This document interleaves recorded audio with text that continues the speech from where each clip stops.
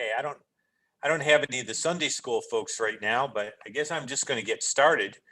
It's been an exciting morning. This is me and Marlene's wedding anniversary, and I've been preaching at Craig, Colorado. I am a big fan of hoodies. I love hoodies, and even though I live in Arizona, uh, I will sometimes wear a hoodie uh, to lounge around in. And so they gave us a beautiful little anniversary package, and mine contained an official Moffat County Bulldog hoodie, real fuzzy and comfortable and large. And so I'm showing off my Moffat County Bulldog hoodie. So I am kind of excited. That was a very special thing that Craig, Colorado did for us. And they're really sweet people. They've been a supporting church of ours for a while. And one of the things I wanted to do is keep Sunday school going at Hillside. So I'm actually doing double duty. I am in Craig, Colorado. Now you can see that we have a hotel room with a little kitchenette area. And you can see the kitchenette area with the coffee maker, which I've been partaking in. And I arranged it so that I could do the morning message, grab dinner with a few of the folks from lunch with a few of the folks from the church, and then get back here in time to actually broadcast. So for those that don't want to watch this on, join me on YouTube. Hopefully you'll pick this up on the Zion's Banner page, which, by the way, the morning sermon should have a link to my preaching this morning on the Zion's Banner page. And I'm just going to go on from there. And so we're going to be in the book of Leviticus, and I'm going to just stream this and hope this works. Now I'm working off of the hotel high speed, so I don't know how well this is going to work. But right now, I'm not getting any big warnings from Restream, which is really positive. And we have had immense trouble on Thursdays with my normal streams with high speed. So I'm excited that this seems to be working. I'm not in a position to see exactly what you're seeing right now. I'm opening it up a little so that I can see what you're seeing just briefly. And it looks like it is working. So this is better than planned. We're going to get going because I don't know how long this will be good. And for those who are on YouTube, you can feel free. I'm going to bring up the chat and really push the boundaries of bandwidth so that I'll know if you're there. So I'm just bringing that up right now, and that will show up. And I'm going to switch to where I'm sharing my screen so that you can see the PowerPoint. I am really glad that this is working this well. This is like a grade B miracle. And so I'm going to go ahead and do a share screen here. And I think this will work. And you can see the PowerPoint now. I'm shrunk down, but the PowerPoint's here. I'm going to move that over so that I can see any comments that happen to happen. Now, for the YouTube folks, even though this has been broadcasted to my webpage, I am preaching in another church for the Jewish High Holy Days on Wednesday. But I'm thinking of sharing the message with you as a premiere on Thursday. Now, I know there's been a lot of premieres. My fall was actually supposed to be not very busy with COVID, and the Lord has opened up opportunities. So I hope you'll hang with me as we do stuff together as a community, but we do it a little differently. We're going to be looking at the ethics of the theocracy, really the beginning of Leviticus 18, and seeing what is said there.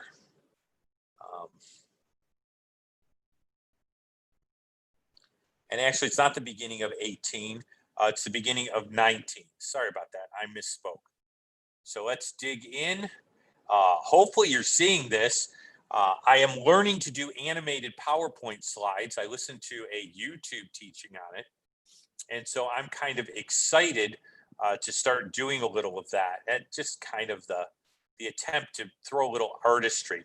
Now, last take-home's truth, if you were with us, and it really wasn't last week, think it was last week. It was last week. I'm a little off because of my daughter's wedding. Holiness is a characteristic of the people covenanted with God. That was our last take-home truth. We're now moving on. I see someone's joined us. I'm excited about that. Sometimes the Sunday school gets just a little thin. And so that's exciting to have someone online and with us. And that was last week's take-home truth. Now, we begin verses 1 through 3 in Leviticus 19 with a repetition of 3 of the 10 commandments, or the Decalogue. Do understand that there are different numberings for the 10 commandments based on tradition here. I'm going to read you the sections here, and then I'm going to talk about how there are a few differences. The Lord spoke to Moses, saying, "Speak to the congregation of the children of Israel and say to them, you shall be holy, for I, your God, am holy. Everyone shall revere his mother and father and keep the Sabbath. I am the Lord your God." It goes further than that. We're just looking at the first 3 verses. You should be able to count at least 2. But what I have to let you know is that the numbering is different. People always assume that the numbering of the 10 commandments is the same in every Judeo-Christian, to use the term tradition. That's not true. Jews regard the sentence, "I am the Lord your God who brought you out of Egypt," to actually be the first commandment. Now, I actually applaud this. This is one place where I like what the rabbis say. They essentially say that none of the other commandments have meaning unless you take it on the ground of God being the Lord who brought them out of Egypt. And so they regard this as being the first commandment. Now, that's going to affect the numbering of the other commandments. And so the numbering of the 10 commandments in Jewish tradition is somewhat different than the numbering of the 10 commandments here. Notice that in the text, the 10 commandments are not numbered.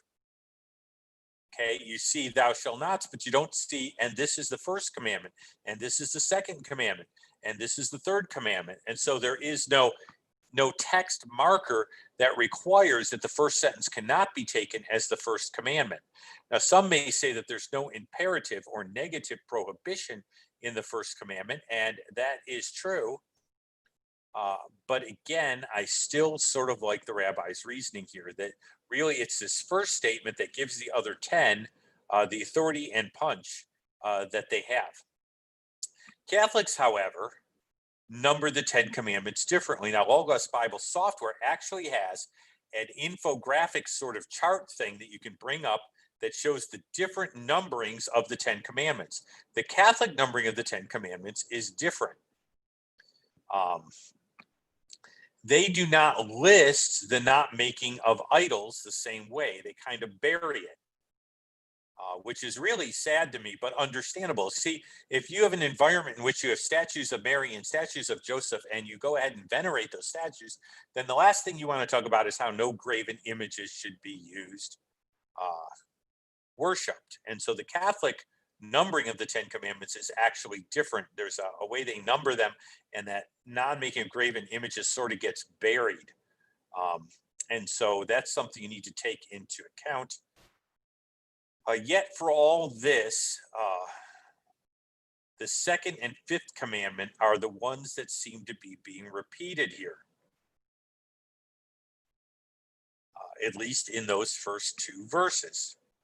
A quick observation, the commandments cover God himself first and foremost in the first couple of commandments, and then the next set of commandments actually deal with relationships between human beings. So when you start talking about not making graven images, not taking the Lord's name in vain, not worshiping other gods, those all deal with man's relationship to God. Okay, the vertical. The horizontal is covered by the other ones, including honoring your mother and father, not stealing, not committing adultery, not committing murder. Those are all horizontal. I want you to notice that the commands between man and God, the vertical, are listed first. And I think there's a sort of implication in this that might be missed, that if we don't have our vertical correctly, our horizontal is going to be off. And so God begins with the commandments based on relationship to him. Now, why would that logically be true? because man is an image bearer of God. So if you treat God poorly, you're going to treat the mirror images or the images of him poorly. If I don't like a person, I don't treat his photograph real well. And so basically, I'm going to say this. This is one of the things our society has backward. You can't have social justice unless you have a right relationship with the divine. You can't have social policies that work unless you have those policies line up with the proper relationship between man and the divine. Trying to fix society on the horizontal level, if the vertical is not right, will never work. And so God begins Israel, starting her on the right foot. Now, offerings are again mentioned here. So you have the commandments, and then you have a word or two about peace offerings. We're going to spend a little bit of time on this because I'm going to go ahead and mention a book I've been reading. I should have had the book right here. I'm not used to showing resources during Sunday school. That's probably a mark to me that I need to get used to showing resources to Sunday school. In fact, I think as a Sunday school teacher, it might be very worthwhile to show the resource I discussed last week and make it very clear. If the backpack was right near me or the book was right near me, wait a minute, no, it isn't. Then I could show you the resource. It was done by Ben Worthington, I believe Ben Worthington the third. It's Ben Worthington. I just got to remember which Ben Worthington number comes after his name, who's a well-known Old Testament, well-known Christian scholar. And he wrote a book that basically essentially states that the nouns related to God, like the God is statements, are foundational. The adjectives are important, but we need to take those noun statements, God is, very seriously and understand them as foundations. And we're going to end up tying that into the peace offering. And when we look at 19:5 through 8, you shall offer a sacrifice of peace offering to the Lord. You shall offer it of your own free will.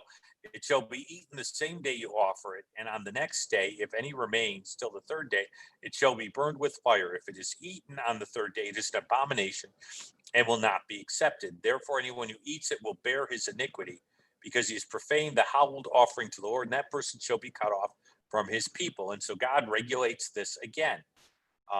But what I want to point out is that God makes it very clear in this commandment that the peace offering is to be voluntary.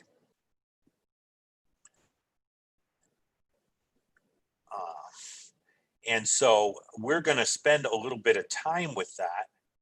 I'm thrilled to see that Mark Jackson is here. It's always great. You know, the YouTubers are becoming more faithful than the Sunday school members. I'm not going to draw any inferences from that, but I am terribly impressed that folks that don't even go to Hillside Sunday School actually end up joining me on YouTube. And so that's a commendation to folks who, even out of Hillside, will actually end up being here. That's really impressive. Again, you can see the picture. When we go back to it, that's our kitchenette. Welcome to Craig, Colorado. And I talked briefly about my hoodie.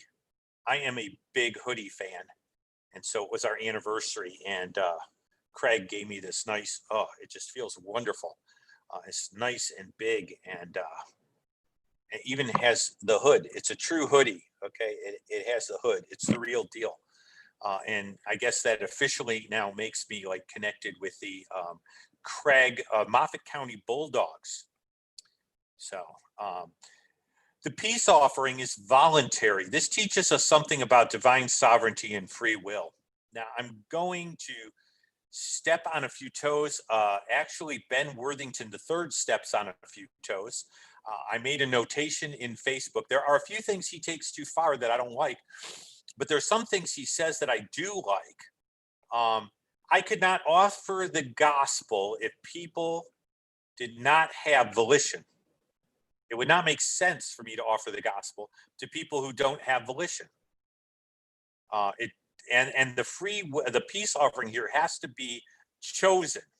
So what I said is this teaches us that if man has no free will, we must assume that a portion of the Israelites who were not regenerate or born again, okay, this command would become an absurdity. Look, if God says to the Israelites who were not regenerate, Your free wills need to be sincere and given freely, but no one could give an offering to God unregenerate, as an unregenerate man freely, then they could not follow this direction. All right, this is why Dr. Brown takes issue with some views of God's sovereignty, because the commands in the Old Testament indicate that human beings are actually moral agents. Okay? And I think there are some schools of theology now that are moving or have moved, and they try to present a logical case for man not being truly a volitional agent. And I say this is unbiblical. And Ben Worthington III takes some issues with this. And I think he's right to do so. I think there's a balance here. And I think some people are so into making God's sovereignty his chief quality that they forget that it's not his chief quality according to the Bible.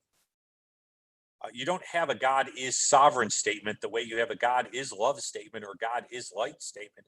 I believe God's sovereignty, but if you boil all of God's attributes down to his sovereignty, what you end up with is Allah. Because you end up with a sovereign being who isn't truly good, isn't truly loving. So you don't start with God's sovereignty being his chief attribute. If you want to look at God's chief attributes, I'm beginning to be willing to say, you know what? I think Worthington's written a worthwhile book in saying that maybe those clear noun statements may end up telling us something about God's attributes. There are those that want to make God's holiness his chief attribute. If you combine that with love and you say that God's chief attribute is holy love, God is love and God is light at the same time, I think you'd have something. But I think you need to be careful. The Old Testament commands like this become a total and complete absurdity if man can't offer a free will offering volitionally and understand that not all of Israel was regenerate. They answer your head. Being an Israelite didn't make you saved in the Old Testament, then being an Israelite today makes you saved. No one is ever saved by descent or ethnicity. So you cannot assume that everybody who's getting this command has a regenerate heart. That would be a mistake. And so that's what I'm kind of pointing out here. Any system of doctrine related to salvation that does not equally acknowledge people's responses in being saved and in sanctification falls short of the biblical model. Now, you're going to have to work that out in your theological system your own way. But I want to encourage you that the Bible is pretty good about the balance. So we need to be too. Free will offerings had to be volitional. Israel was not all regenerate, but some unregenerate Israelites did volitionally offer a peace offering. The next verses deal with the poor. We're going to go into how this plays into the book of Ruth, because it's this provision that is used in the book of Ruth as part of the backdrop. But I do want to say this. There's so much talk about social justice right now. And there's so much talk about God not being a God of social justice, particularly in the Old Testament. And nothing could be further from the truth. And this particular provision works to demonstrate that in a big way. So I'm kind of hoping that this is streaming okay, because I can't quite tell what people are getting, but I'm just double checking up here. It looks good. It looks good. It looks like it's working better than on Thursday. Wow. This provision is for the poor. Now, this is not welfare, this is workfare. And there's a reason that God sets this up. Human beings are created in order to do. I don't mean like works salvation. What I mean is that we're image bearers.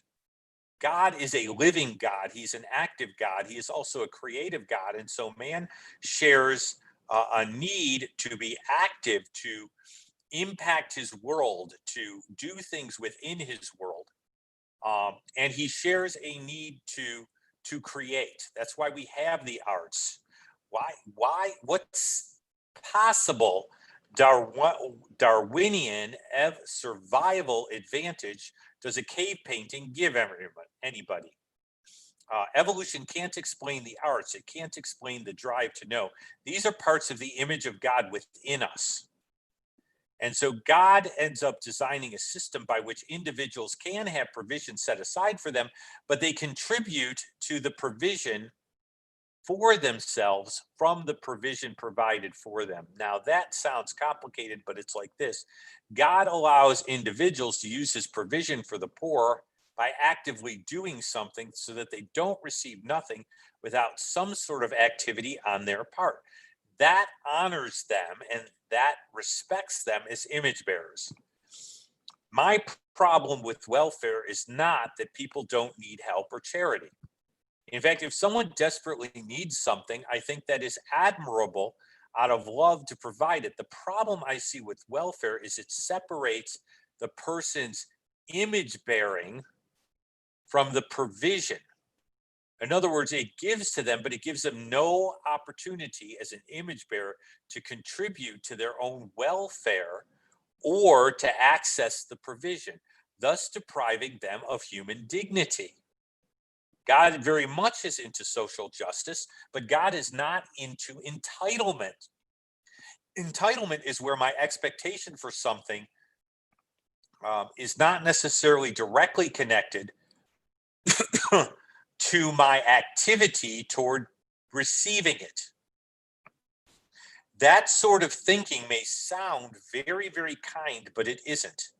Should we help those who are in desperate need? Obviously, desperation is not a good thing. If someone's in desperate need, yes.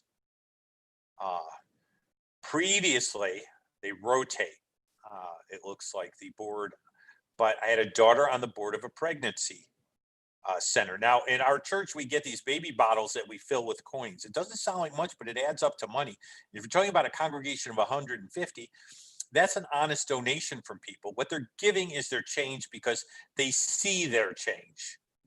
When we write a check, we often forget about it, but in forcing them to look at what they're putting in that baby bottle, it's helping them to be aware of what they're doing. This is all good. But when we just hand people things without giving them any opportunity to contribute something back, we rob them of human dignity. So what God did is he set up workfare. The present social justice movement is one of the worst things to end up hitting us. It's unbiblical because it undermines God's order and it undermines the image of God in man. And that is a sad thing. I want to help people, but I do not want to dishonor them. And I do not want to strip them of their dignity. What's the provision? Well, let's look at 19, 9, and 10 and take a look at the provision. When you reap the fields of your land, that's the landowner, you shall not wholly reap the corners of your field, nor shall you gather the gleanings of your harvest. That means you're cleaning up your crops. Some things drop, out of the pile as you're walking. You don't go back, pick those up, see if you can clean the ground bare. You leave those. You shall not gather every grape in your vineyard. You shall leave them for the poor and for the stranger who is among you. I am the Lord your God. So God sets up a provision here that is not like our modern social justice system. It preserves the dignity of the individual. It allows them possibly to get a leg up, and it allows them to contribute to their own welfare so that they can exercise God's image within them as a responsible moral agent. And so there's a balance here. This particular provision and places where it's repeated forms the backdrop for part of the book of Ruth. Let me read you Ruth 2, 3 through 10. Then she, Ruth, left and went and gleaned in the field after the reapers. So the reapers have reaped, and some of those gleanings have fallen. And she's picking them up because she is the stranger among you and she is poor, and her and Naomi are needy. And so she's taking advantage of this very wonderful provision that God set up in the Theocracy of Israel to help take care of the stranger is not found time to employ themselves, or the poor who is in a position of being landless or having no other means of support. And so she begins to reap, and she happened to come to the part of the field belonging to Boaz. Now, we learn later that that's not a coincidence. That's a God-given providence. All right. who was of the family of Elimelech. Remember Elimelech's genealogy. Now behold, Boaz came from Bethlehem and said to the reapers, the Lord be with you. And they answered, the Lord bless you. And I'm sorry to see some of those things go.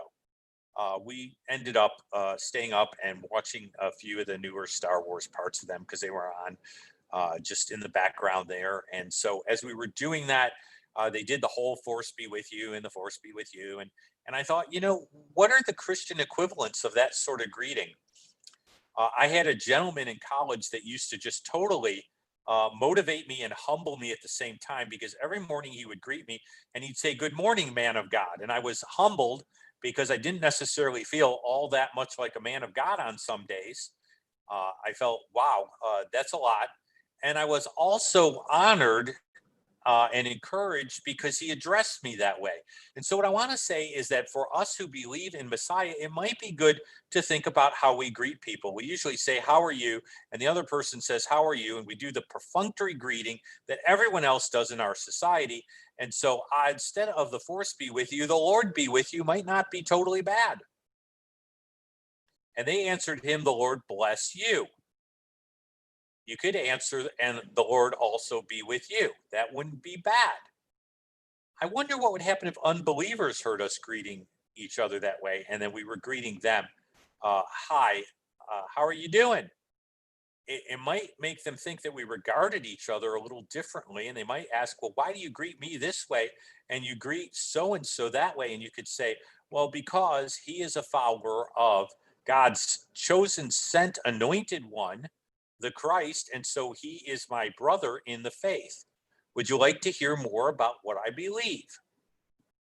And that might be a very interesting sort of thing to happen.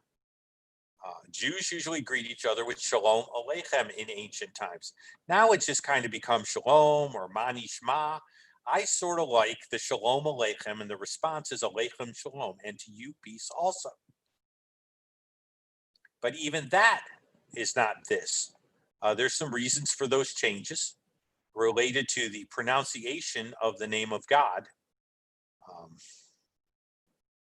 And so Boaz said to his servant who was in charge of the reapers, notice this, whose young woman is this? And he sees Ruth going behind them and gleaning. And your servant who was in charge of the gleaner answered, this is the young Moabite. See, she's a stranger who has come back with Naomi from the country of Moab. And she said, please let me glean and gather after the reapers. Now that provision is the one in Leviticus that we've just covered. She wouldn't be saying that if that provision wasn't there. That also tells me that at least through Naomi, she had become familiar with some of Israel's laws, because she answers well. Gather after the reapers among the sheep. And she came and continued from morning until now, and she has rested a little in the house, shelter out of the sun. And Boaz said to Ruth, you will listen, my daughter, will you not? Do not glean in another field, nor go from here, but stay close to the young women. Let your eyes be on the field which they reap, and go after them, for I have not commanded the young men. Have I not commanded? I want to be careful about that. Have I not commanded the young men not to touch you? And so we say, so I provided protection as the landowner, and I've told the young men, you let them do this provision that God's given, and don't you get ungentlemanly with these young women. And when you are thirsty, go to the vessels and drink from what the young men have drawn. I've provided water, very important in the desert. Trust me, I live in Phoenix now. Water is a good thing. The men have drawn, and she fell on her face and bowed to the ground and said, why have I found favor in your eyes that you should take notice of me, a foreigner? Now, this provision was for the poor and for the foreigner. And so this provision in Leviticus is the same provision that is part of the backdrop for the book of Ruth. Now, let's talk about the second commandment. Well, I haven't killed anybody lately. Do you have any bodies to tell me about that you've buried? I would assume that most of us have not actively engaged in a homicide in the last 48 hours, so we're good. when I talk to people on the street, I say, well, if you kept the 10 commandments, well, I'll rarely get, I'll get, well, basically I have, until you start asking them what that means. Okay. You shall not take revenge nor bear a grudge against the children of your people, but you shall love your neighbor as yourself. Leviticus 19:18. That's where the second greatest commandment comes from, right in this section in Leviticus. Now let me cross-reference to Matthew 22:37 through 39. Jesus is asked what the greatest commandment is. This is very typical in his day. Rabbi, what commandments summarize the law so that if I keep them, I'm keeping the law? Okay? And Jesus answers, you shall love the Lord your God with all your heart, with all your soul, and with all your mind. Now, in a Jewish person's mind, the minute he recites that, the first part of that, Hear, O Israel, the Lord our God, the Lord is one, would come to mind. I know for me, I hear Shema Yisrael, Adonai Eloheinu, Adonai Echad, and immediately my mind goes to, because I've been trained, V'ahavta et Adonai Elohecha u'v'chol levavecha u'v'chol nafshecha u'v'chol me'odecha. Immediately. And then the second is like it. You shall love your neighbor as yourself. By the way, again, these two are connected. If you love God, you will love image bearers. Because if you love the one, you will love the image of that one. And that's the way we need to see people as image bearers. Now, people make it difficult. Some people are better at making it difficult than others. Some people have put so much black paint over the image that you can hardly see the image anymore. And so it's very hard to see the painting. Some people are fallen, yet they have maintained some of or more of the image of God in that fallenness. And so it's a little easier. All right. And someone once said to C.S. Lewis, and I remember this story, why is the unsaved person who's such a nice person not saved, and the Christian who has such a nasty disposition saved? And C.S. Lewis's response has always been wonderful to me. He said, well, imagine how good your good neighbor who was unsaved would be if he did know Jesus or was saved. And imagine how bad the Christian would be if he didn't know Jesus. And what C.S. Lewis is saying is we all start at different places. So this section here in Leviticus gives us the second commandment. It's not enough just to not do anything horrible to your neighbor. Hi, I did nothing to my neighbor. You're not supposed to take vengeance or bear a grudge. Now, notice that in Leviticus, it's against the children of your people. Now, the rabbis in Jesus's day said, good, be nice to Jews, but to non-Jews, you don't have to be so nice. Jesus is saying that's not what was intended by Moses.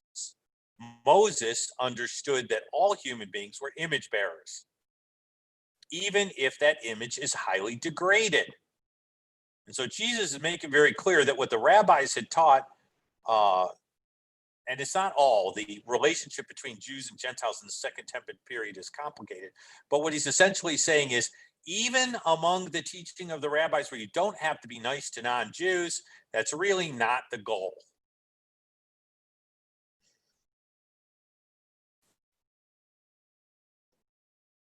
Now, the other commandments are going to be fleshed out. Now, the reason I say the second commandment fleshed out is like this. This is the way I look at the law.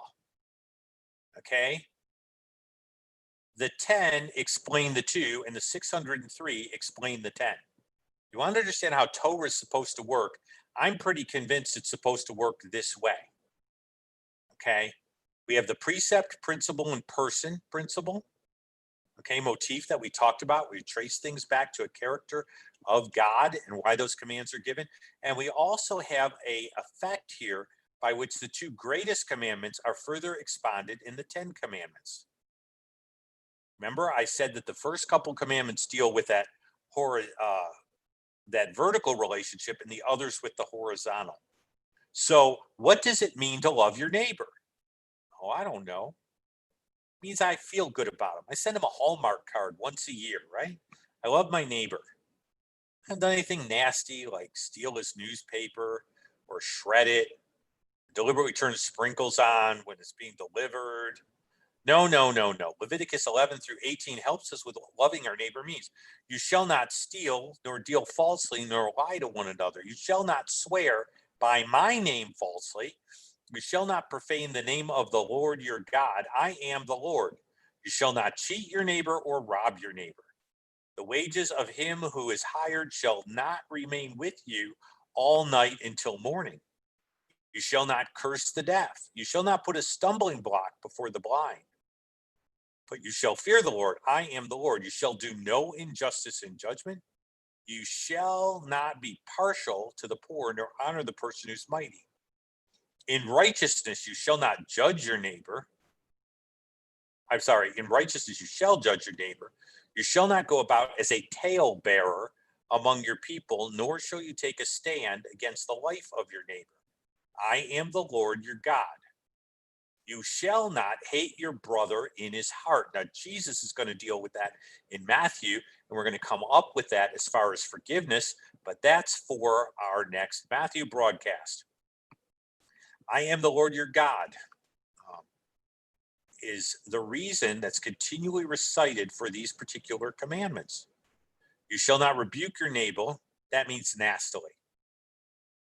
Nor shall you bear sin because of him. You shall not take vengeance or bear a grudge. You shall love your neighbor as yourself. Now, these other commands flesh out that second command. Well, wait a minute now. Let's look at the command and look at what it means, because it's real easy to say I haven't stolen anything lately. The word stealing is the word ganav. Gantif is the Yiddish word from the Hebrew for a thief. If someone's a gantif, they're a thief. So in Yiddish, which actually goes back to the Hebrew here, not to the German, you would say, well, that used car dealer was a real gantif. Stealing is taking, because I didn't steal. I mean, really? Stealing is taking something which you have no right to. The form of this command in the 10 Commandments is very significant, because there's a way to say, don't do that now. And there's a way to say, thou shalt not do that at all. Okay, I could say to my kids, don't drive the car when they're 5 and give them the car keys when they're 20 and they have a license. That's a temporary injunction. I know the temporary is a little long. But if I say thou shalt not with this particular form of Hebrew, what I'm saying is thou shalt not ever. Don't even think about it. This form of the command is a permanent injunction. It's a permanent negative command. Now, you may not be able to see the Hebrew, but if you start the word no or not, and then you use what's called an imperfect second person in the Hebrew, what you have is you have a permanent negative command. All right? That form will indicate a permanent negative command. So it's not you shall not steal today, but please consider it in 5 years. It's you shall not steal ever. But stealing is not just a matter of some of the things that pass for stealing. It's taking something you have no right to. And these commands are interlocked. So have you ever taken something you have no right to? Legal or moral right to? No cheating. Karchash. That means no deceiving in order to gain an advantage. Man, I could rule a lot of politicians out on this one right here. Okay. If I tell you something that is not true, in order to gain some sort of advantage over you and manipulate you, I have cheated you. If I give you an expectation of something that I had no intention of giving ever, I have defrauded you, which is cheating. And so that's the Hebrew word there. No taking of oaths. Ooh, I'm going to get in trouble here. This comes up in Matthew, particularly false oaths. This is not cussing. Okay, when we look at the command that we looked at before in terms of the exact command, I'm going to go here. Okay, you shall not swear by my name falsely. we think that what's being talked about is cussing. Everyone always goes to cussing. No, I could swear by God's name falsely. And so if I take an oath by God's name with no intention of completing that oath, or even fail to complete it when it's in my power to complete it, then I essentially have taken God's name falsely. If I do that oath and I can't fulfill it, I have an obligation to go back to the individual and seek to make the situation right because I have invoked God. And so oaths are to be avoided. Let's go to Matthew. We've been in 5 already, so I feel free to do this. You have heard it was said to those of all, do not swear falsely, but you shall perform your oaths to the Lord. But I say to you, and notice the change there. A lot of people like to say Jesus is just clarifying. Well, Jesus is clarifying, but by whose authority is he clarifying? He's stating his authority to go ahead and make a clear command here. You've heard it said this by the rabbis, but I'm telling you by my authority, do not swear at all, neither by heaven, for it is God's throne, nor by the earth, for it is his footstool, nor by Jerusalem, because it is the city, by the way, it's in present tense, of the great king, nor shall you swear by your head, because you cannot make one hair white or black. Believe me, I know this to be true. Okay, aside from dyeing my hair, I'm stuck with this. Let your yes be yes and your no be no. Whatever is more than these is from the evil one. Now, why is Jesus doing this? Because you have to understand the nature of oaths at the time. There was a hierarchy of oaths in order to get away with false swearing. Now, they didn't say it was to get away with false swearing, but they wanted to figure out what oath do I take that's the most binding, what oaths are less binding, and how do I know the difference? So by Second Temple Judaism, there was this hierarchy of oaths and rules around taking an oath. Jesus sets this all aside. He doesn't care about the relative weights of oaths in favor of the simple idea of truthfulness. In other words, Jesus' thinking was simple. Don't be untruthful, and you will never have to worry about it. This makes oaths unnecessary. One of the problems with oaths is that I'm taking an oath to bind myself to do something, and the reason you're supposed to believe me is because of the oath I took. In other words, you're supposed to regard me as dishonest aside from the oath that makes me go ahead and do what I'm supposed to do. If it wasn't for this oath, you'd have no reason to trust me at all. So essentially, when I take an oath, I'm essentially saying that, well, I'm usually pretty untrustworthy, but welcome to the one reason you're supposed to believe.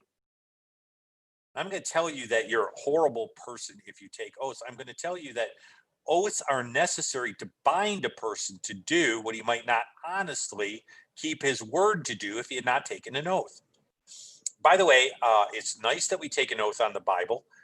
What's a person going to pay back if they violate their oath? Are they going to create a new scripture? Are they going to bring a new revelation from God to replace the one that they've damaged? How does that really work? Stuff to think about. Okay. Jesus doesn't allow the laws, regulations, which were designed to control human sinfulness, to take precedent over God's original intent. I want you to highlight that, underline there.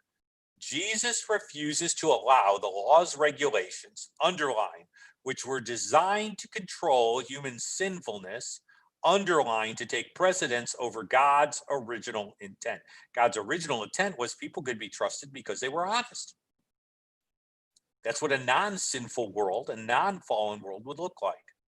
Oaths are there because we live in a fallen world and we can't trust people to be honest. So we have to have a way to go ahead and keep them honest. And so we've devised oaths. The ethical standard must not be built on the law's concessions. Oh, double underline that. Oh, please do. The ethical standards must not be built on the law's exceptions, but on the positive purposes of God. Thank you, D.A. Carson.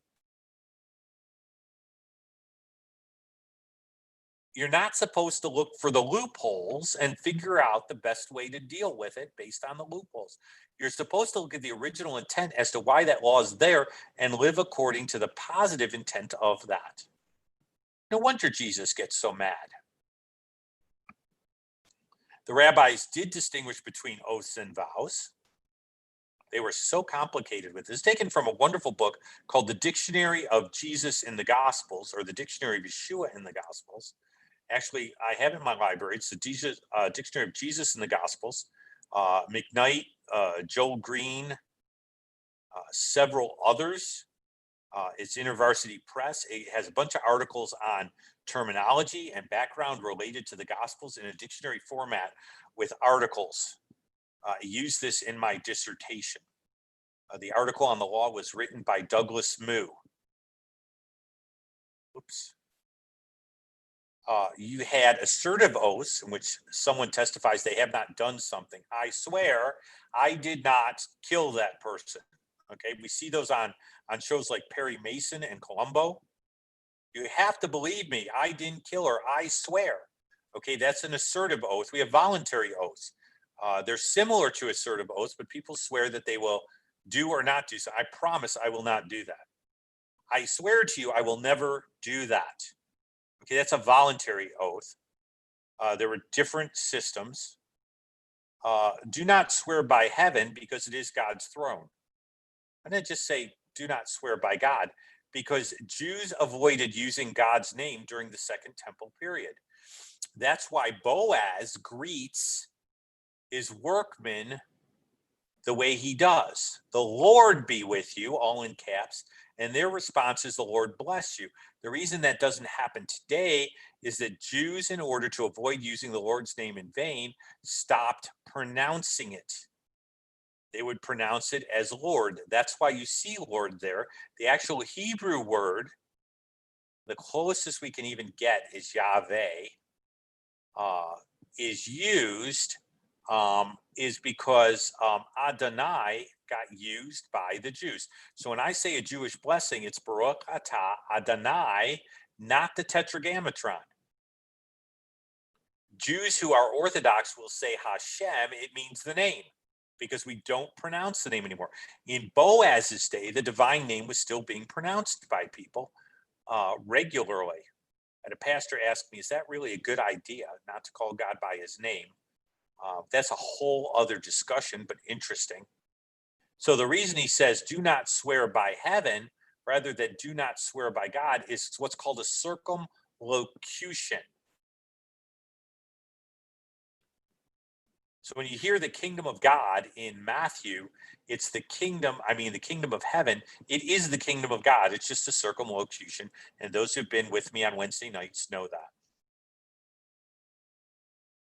Okay. One of the other problems with oaths is it's presumptuous. Okay. I can't unconditionally guarantee my performance. Now, we ran into this with our children growing up. And me and my wife took to a formula where we'd say to our kids, we purpose or we intend to do this. We tried to use that a lot because mom and dad could intend to do something and find out they really can't do it. We intend you take your movies, but we looked at the family budget and it just won't support it this week. I can't guarantee my performance. So now I've sworn to do something on the basis that I have an unobstructable power to complete that action. That's a dangerous place to put yourself. And the reason given there is essentially, it's not yours. You can't swear by heaven because it's not yours. You can't swear by Jerusalem because it belongs to the great king. It's not your business. James goes into this, the evil of oath taking, because of the limited ability of human beings to guarantee results. Come now, you who say today or tomorrow, we will go to such and such a city, spend a year there, buy, sell, and make a profit. Whereas you do not know what will happen tomorrow. What is your life? It is even a vapor that appears for a little time and then vanishes. Instead, you ought to say, if the Lord wills. Now, this was used a lot in a certain time period. In C.S. Lewis's time period, it was used. The Latin Dio volentes was used. I'm probably throwing a Spanish accent, but I am from Phoenix. The Lord wills. And so you'll see DV in certain old letters, like C.S. Lewis's letter, and it literally means if the Lord wills. And that's a way of acknowledging what James wants us to acknowledge. If the Lord wills, we shall live and do this or that. Now you boast in your arrogance, and all such boasting is evil. Therefore, to him who knows what good to do it and does not do it, it is sin to him. And James is saying essentially the same thing. Be careful with oath taking, because you are limited in your performance. You cannot necessarily have the authority to replace the item that you swore by, and because it assumes dishonesty, when really a simple honesty would do the same thing. So you got to work out what your conscience is comfortable with. There are Christian groups that have worked to get a legal alternative in place for you. The Grace Brethren, which is where I held my first ordination, do not take oaths. They use a legal thing that has been set up just for you called I affirm. Now, anytime you're in court, you can say I affirm, or I choose the other wording or the other form by which you can affirm in order to avoid oath taking. I'm not saying you have to. I'm saying our country actually has a legal provision for such things. Let your yes be yes and your no, no. Simply do what you say and say what you do. That's it. That's what it boils down to in a nutshell. Say what you do, say what you do what you say, and say what you do. And you will avoid a host of problems. Well, I don't know how long we've gone, but it looks like we've gone the right amount of time. I am thrilled. Thank you, YouTubers, for being so incredibly faithful. Let's do today's week's take-home truth. Biblical spirituality is practical. For the Christian, spirituality is not simply metaphysical, it is moral. Now, I'm going to take a minute. The problem with the New Age movement, the problem with all sorts of other movements like this, and I speak as one who's got some family relatives embroiled in this sort of thinking, is they make spirituality metaphysical and not moral. But you see, biblical spirituality is moral, not merely metaphysical. So when someone will say, well, I'm a very spiritual person. I was talking to a lady during Christmas who had real problems with Jesus's claims about being the only way. She was metaphysically spiritual, but she was morally dead wrong. Her interview is actually on the Glendale Glitters YouTube station I set up. You can't have it that way. You can't be a spiritual person if you're not a moral person. Because spirituality is moral. It's practical. It touches lives. It affects daily activities. It affects our decisions. It affects our thinking. True spirituality cannot simply be about staring at your belly button and seeing if you can empty your brain. That sort of spirituality does not work. Biblical spirituality is practical. It shows up in the life because the life is a reflection of the soul. Your walk reflects what's inside, not perfectly, but there is a connection there. And so that's our take-home truth for this week. We've gotten into Leviticus 19 just a little. We'll be picking up from there. When I pick up from there, it will actually probably, as I recall, it'll be the evening of Yom Kippur. And so we'll end up picking up on the Day of Atonement from the rest of this code and continue to see some of the very practical applications that God has for spirituality. Since folks have been kind enough to join, all right, Warrior Woman's here. So, excellent. And Gerard, thank you guys. You have done an incredible job. So,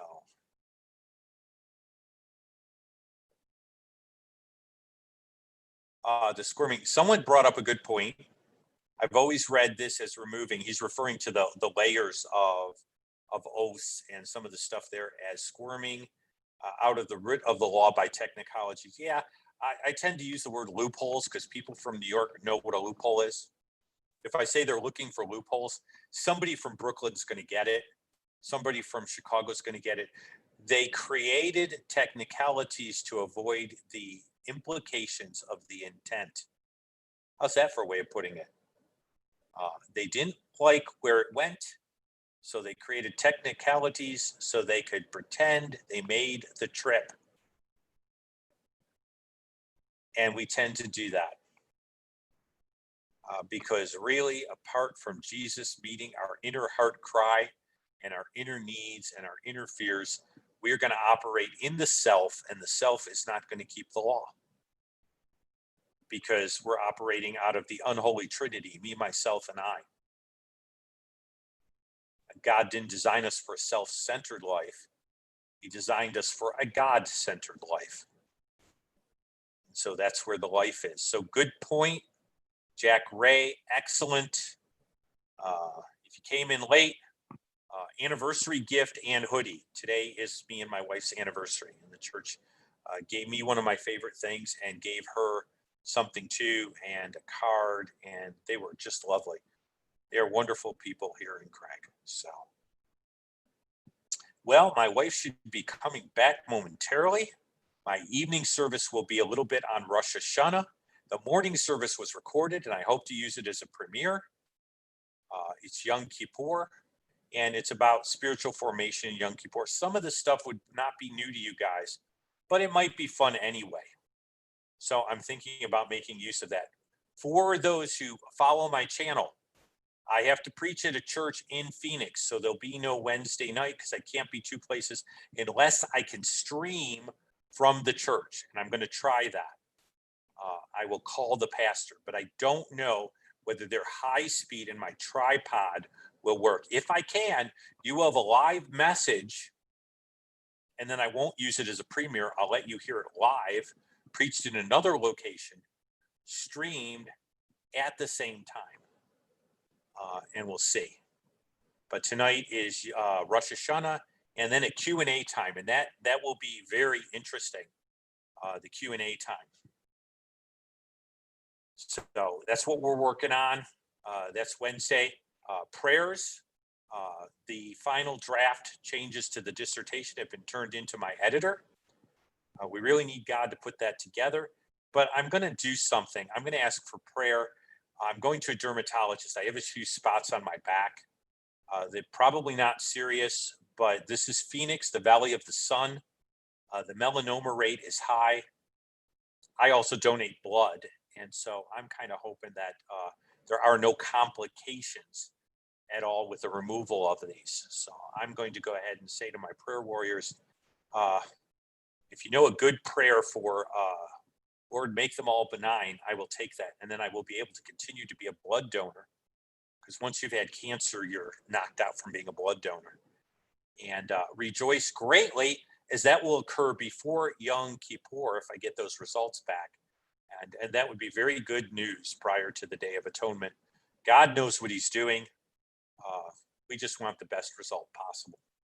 So, and the dissertation, the sooner I have it done, the more time I have for the ministry. So thank you, Jeff. So I trust you guys. As we do our wrap-ups on Wednesday or Thursday, if prayer requests come, I would not mind closing in prayer. I don't know how YouTube feels about it, but I feel good about that. I'm going to stop sharing the screen and see if there's any big things, comments, questions. Doesn't look like there's anything there. My beautiful bride should be back shortly. And I'm going to kind of reconstitute my voice for tonight. Thanks so much for being here. And thank you for being the faithful folks here. And I'm going to go ahead and close this off and hope that this works with YouTube. They're making some changes to restream. So I'm going to type a And I'm going to follow my own directions here. The Lord be with you. There you go. That way I can practice what I preach. And hopefully that did that. I don't think it got there. So let's do that again. Here we go.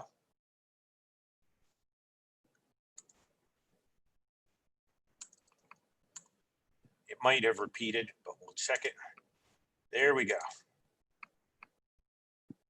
All right. All right, that looks good.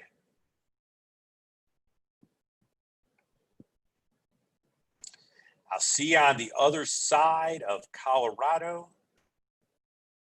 Again, Wednesday will either be a live stream from the church I'm speaking at, or there'll be no Wednesday because I have not figured out how to be omnipresent yet. But we will be back on. I will be sending information via the Zion's Banner page, actual YouTube alerts. If you're subscribed, you get those. And then Patreon and whatever other means. Twitter to let you guys know what's going on after the plane touches down. And and I'm back in Phoenix. Until then, God bless and the Lord be with you.